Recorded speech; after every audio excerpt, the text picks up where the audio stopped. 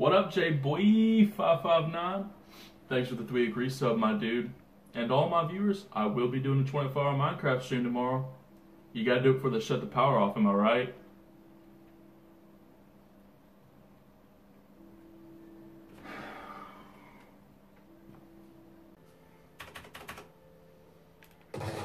Ha! Take that, Herbert Moon. They can take over this country if they want to.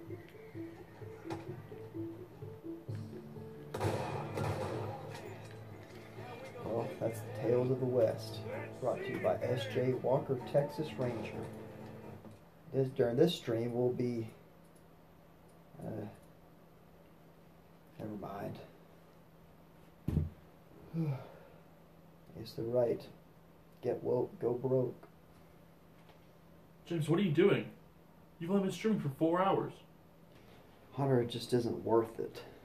The only guy watching me messaged me and said, "Orange Man bad." I don't know what that means. And didn't J-Boy tip you $5 and tell you to go play in the streets blindfolded? I don't know. How's yours going?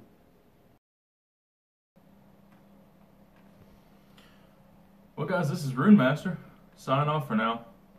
Don't forget to join in the stream tomorrow when I go into the Nether. Oh, and don't forget to... Forget it.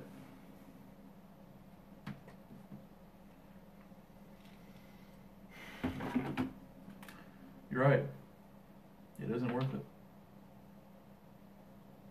So what should we do? I don't know. How much did you make this week? Not enough.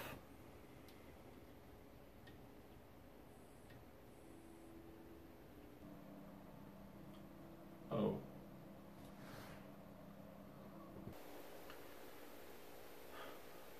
You want to go see a movie? I heard Glass just came out. Why not?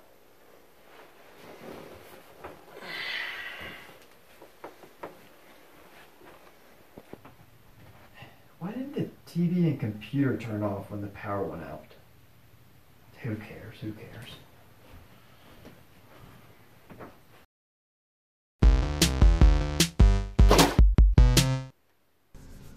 That was a bad clap. I'll do a second one.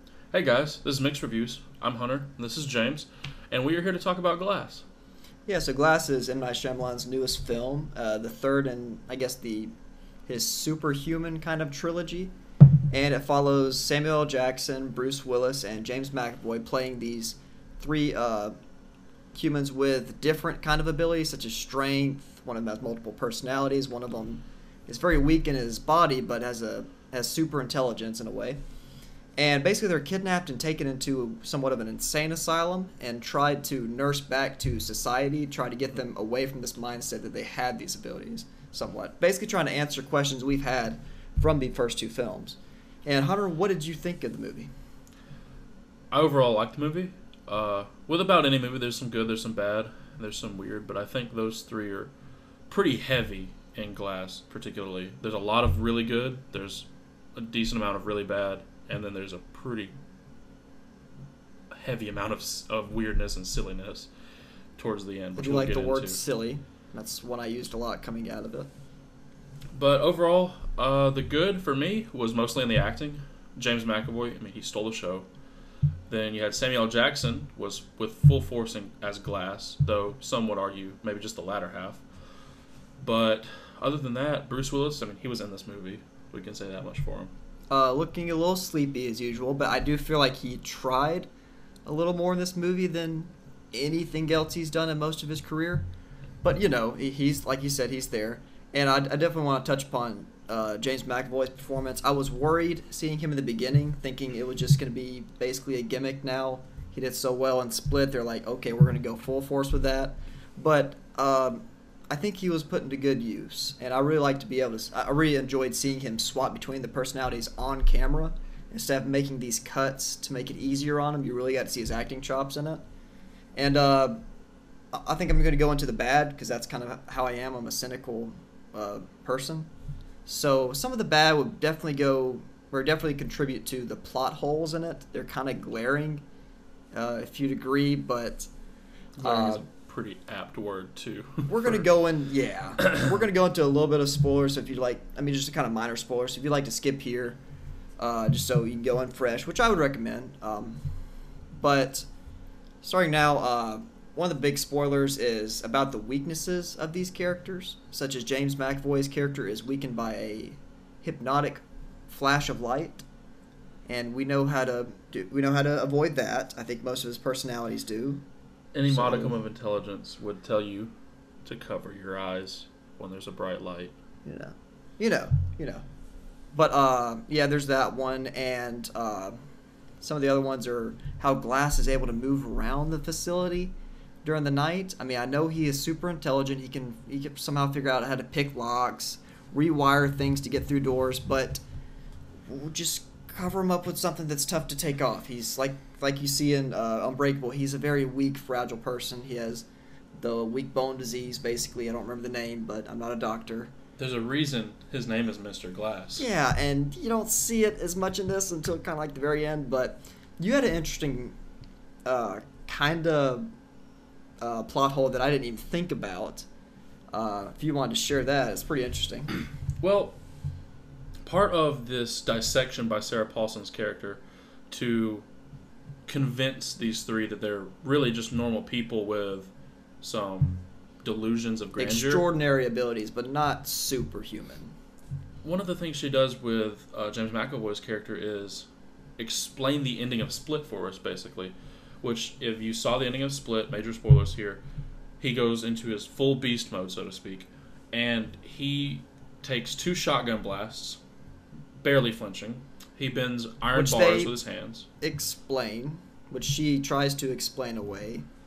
And then there's the wall climbing and ceiling climbing, which she says is a professional rock climber stunt, which in itself is weak. I don't think any professional rock climber can climb upside down on any ceiling. I've never seen it.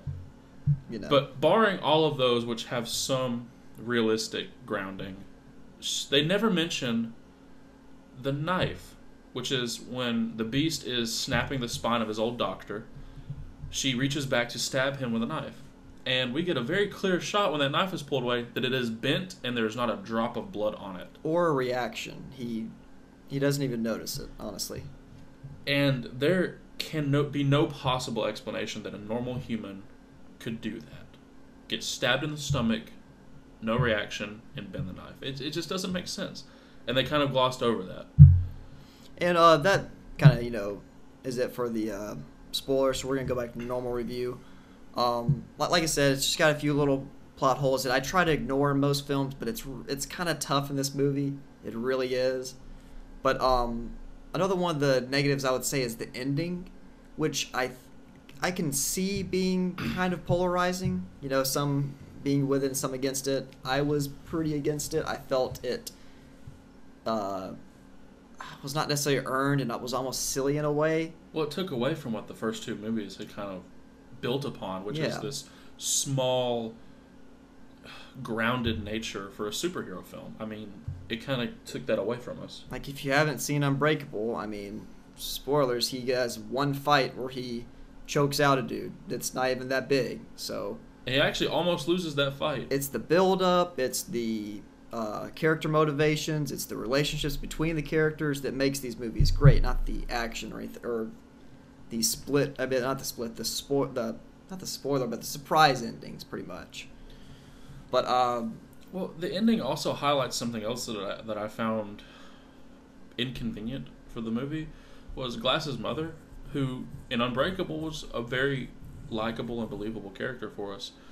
But we find in Glass that she makes some terribly out-of-character reactions and decisions. And we'll leave it at that, to avoid spoilers, but I definitely agree. It doesn't make sense from a human standpoint. I don't know. She feels like a movie character, comic book character. She reacted just how the plot needed her to react. Very convenient for the plot, which is a lot of this movie, honestly. But going back to some positives, more mixed kind of to me, and it would be the direction.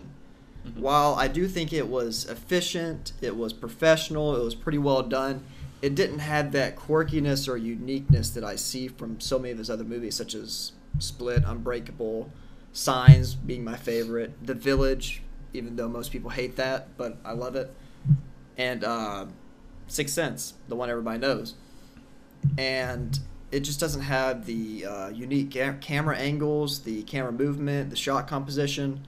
It seems almost more flat and generic. Like, if you told me this was an M. Night Shyamalan movie, I'd be like, oh, okay, that's interesting. I wouldn't be able to tell right off the bat just from seeing it, even though I consider myself to have a good eye in that sense. But there are some good things about the direction. While I do agree that the direction was flat and generic, I don't say it's bad. I really enjoyed a lot of the shots, namely the pink room scene, being my favorite scene in this movie, was shot beautifully, and I think it composed the subject matter of that scene very well, which is the breakdown of their characters. Aside from that, overall, the shots during the final sequence and the end, while the ending itself is a little silly, I think the shots and the camera work was done masterfully, because Masterfully is a strong word. it drove home for me that, well, the fight was done really well. Without spoiling much, the emotional shots were done really well. And then I think we ended on a really good note for such a bad ending. Okay. I would agree, definitely the pink room scene was very well done, but I feel like that more goes, obviously the color palette is very appealing, but I feel like that goes more with the shot-to-shot just interactions and dialogue between the characters, which I feel like Shyamalan can pull out of these actors. He's a great actor's director. People enjoy working with him, acting under him, and I think that's where most of that comes from. But I do agree it is shot well. The color palette's very nice. There are some great wide angles in the beginning of showing all of them and showing the small room they're in. But considering all that, Hunter, would you recommend people go watch Glass? I would. I would recommend you go watch Glass. I think, have you seen the first two? You would enjoy the first 3/4 of this movie more, but not that last quarter. However, if you haven't seen the first two, I don't think you'll have a complaint with the film. I think it would be a better package, if you haven't seen the first two. But please watch the first two. Please. They're really good.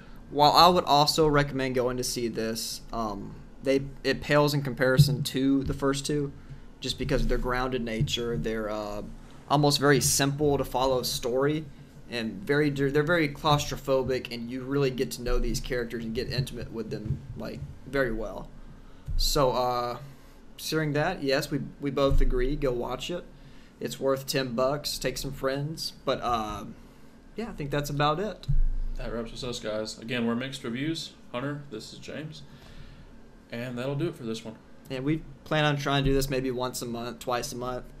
We have free time. If you saw our setup, it doesn't take long to do this. So, yeah, drop a like, share it. Maybe we'll see you next month. You don't have a drink, James. I don't. Yeah, let's go get some drinks. What for you?